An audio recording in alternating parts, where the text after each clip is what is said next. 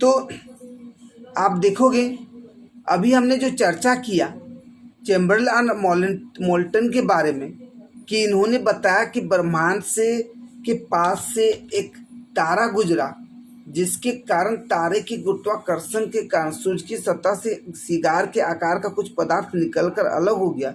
वही सिगार के पदार्थ का जो सिगार के आकार का जो पदार्थ है वही धीरे धीरे ग्रहों में क्या हो गया, बदल गया। तो ये तर्क किसके अंतर्गत रखे गए, द्वितारक सिद्धांत के अंतर्गत। तो याद रखिए कि आप तो हमेशा पढ़ रहे हो, क्या पढ़ रहे हो कि सूर्य से अलग हुआ है ना ग्रह, लेकिन यहाँ पर चैम्बरलेन और मोल्टन के अनुसार क्या देखा आपने कि जब सूर्य के पास से कोई तारा अलग हुआ तो उस तारा के गुरुत्वाकर्षण के कारण ही सिगार के आकार का एक पदार्थ अलग हुआ जो बाद में क्या बना, तो ग्रहों का निर्माण हुआ।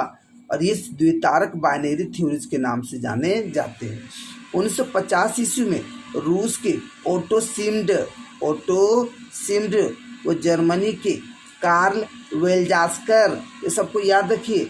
जैसे इमानुएल कांट वो कहाँ के हैं, जर्मनी के, इमानुएल कांट जर्मनी के। फिर आप देखोगे उनके सिद्धांत पर संशोधन किया लाप्लेस, वो फ्रांसीसी के हैं।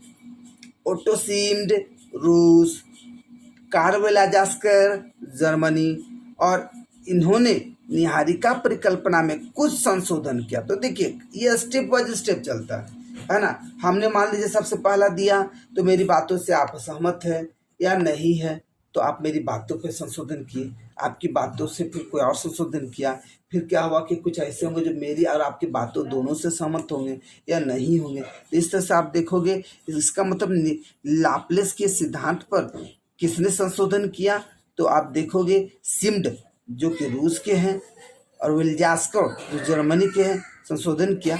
उनके विचार से सूर्य एक सौर निहारिका से घिरा हुआ था।